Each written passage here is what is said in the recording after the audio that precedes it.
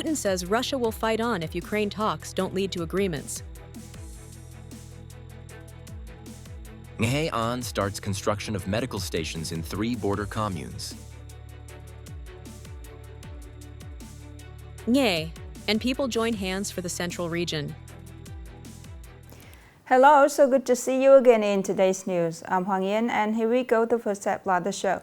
Russian President Vladimir Putin just said on Thursday reiterated his demand that Ukrainian forces withdraw from their current positions as a condition for ceasefire, even as the U.S. attempts to reinvigorate peace talks. President Putin mentioned this issue at a press conference in Bishkek, Kyrgyzstan, when he arrived in the Kyrgyz capital to attend the conference of the Collective Security Treaty Organization, CSTO. According to the Russian leader, a ceasefire can only be declared if Ukraine withdraws its troops from areas of the Russian Federation that Kyiv still considers its own.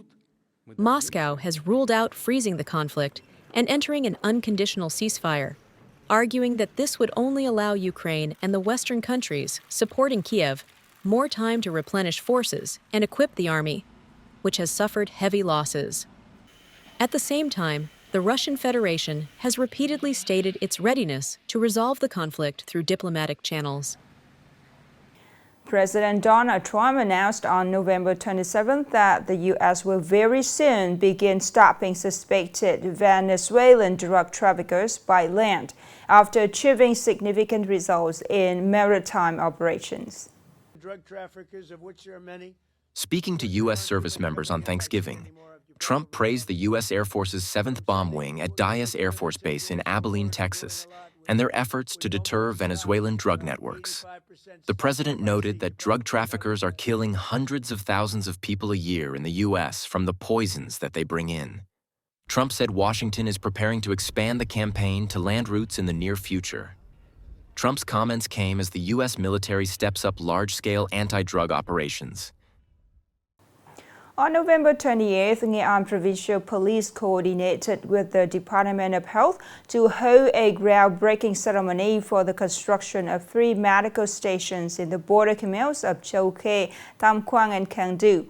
The ceremony witnessed the attendance of Võ Trong Hai, the chairman of Provincial People's Committee. These are the first 3 facilities under a project to construct 8 health stations in highland communes that were severely affected by recent natural disasters. The project has a total budget of 80 billion VND, mobilized by the Ministry of Public Security. Construction on the remaining 5 stations is scheduled to begin in early December. Speaking at the ceremony, Chairman Võ Trong Hai expressed his gratitude for the Ministry of Public Security's timely support for residents in flood-hit areas. He also instructed contractors to ensure construction quality and aim to complete and put the facilities into operation before Vietnam Physicians' Day on February 27, 2026, to meet the local people's urgent needs for medical examination and treatment. Upcoming are some updated news. Permanent Deputy Prime Minister Nguyen Hoa Binh held a working session with ministries, branches, and enterprises on the North-South High-Speed Railway project.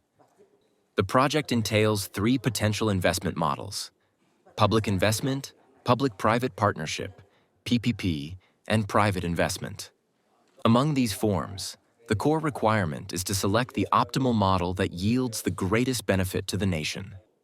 Based on available documents and information provided by enterprises, Deputy Prime Minister Nguyen Hoa Binh tasked the Ministry of Construction to preside over and coordinate with the Ministry of Finance, the State Bank of Vietnam, and relevant agencies. They are to urgently finalize a report proposing the investment method and accompanying policy mechanisms to submit to the government for review and feedback.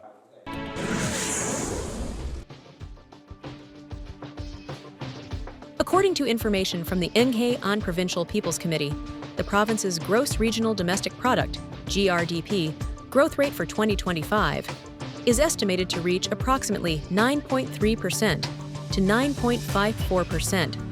State budget revenue achieved outstanding results, estimated at 26.85 billion VND. This figure represents 147.2% of the estimated target and is 102% of the 2024 performance, ranking 17th nationwide and second in the North Central region. Regarding investment attraction, by the end of November 2025, the entire province had granted new licenses to 77 projects and adjusted 182 projects. The total newly granted and adjusted capital exceeds 40,200 billion VND. Foreign direct investment, FDI, attraction for the entire year is projected to reach 1 billion USD. Furthermore, over 2,800 new enterprises were established, marking an increase of over 43%.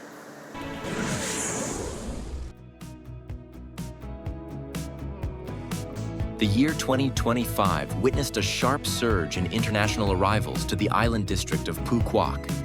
Specifically, in the first 11 months of 2025, the destination welcomed nearly 1.6 million international visitors, marking an increase of 80.9% year-on-year and exceeding the full-year plan by 35%.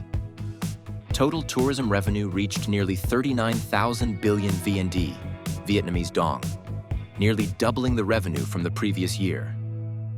These results are primarily attributed to the resumption of international air routes, particularly the influx of charter flights from Russia. This not only provided a significant boost to Phú Quốc tourism, but also helped promote Vietnam's image as an attractive global destination. The Pearl Island currently welcomes visitors from 150 countries and territories. In addition to traditional markets such as South Korea, China, Japan, and South Asia, the Muslim tourist segment has also seen remarkable growth.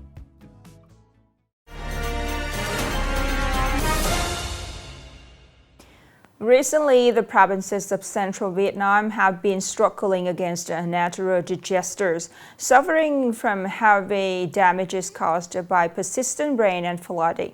People from across the country, including Nghệ An, have joined hands for their central Vietnam kin. These beautiful gestures once again affirm the spirit of brotherhood and solidarity, shining brightest in times of hardship. More in the story today. From early morning, the Nghệ An Zero Dong ambulance volunteer team gathered at the aid collection point to load supplies, ensuring timely transportation for their group's next relief trip heading to central Vietnam. These are gifts donated by residents of Ben Thai Ward 10, neighboring households, and the Loving Porridge Pot volunteer group. Seeing the plight of our compatriots affected by the storms and floods, I deeply sympathize with them. Those of us doing charity work connect with one another. Whichever vehicle is ready to depart, we load our goods onto it so that the aid reaches the people in time. We gathered all kinds of goods, necessities, instant noodles, seasoning. Everyone donated what they had. Though it may be big or small, this is the heartfelt contribution of the people of Ben Thuy Ward 10, sent to our flood-hit compatriots down south, hoping to help them overcome the consequences and stabilize their lives. Every aid vehicle is loaded with essential supplies and, more importantly, the full warmth of communal spirit, conquering the floods and difficulties with great effort. Yet for the sake of their central Vietnam kin and the desire to hand over support when people need it most, this sharing continues to spread, extending the journey across hundreds and thousands of kilometers. Our vehicle is a large cargo truck, and the travel route is extremely difficult. The people there urgently need food supplies like rice and cash to help them overcome the consequences after the water recedes. It would be impossible to count the number of charitable journeys made from all corners of the country, among which countless acts of kindness from the people of Nghệ An were sent to their central Vietnam kin.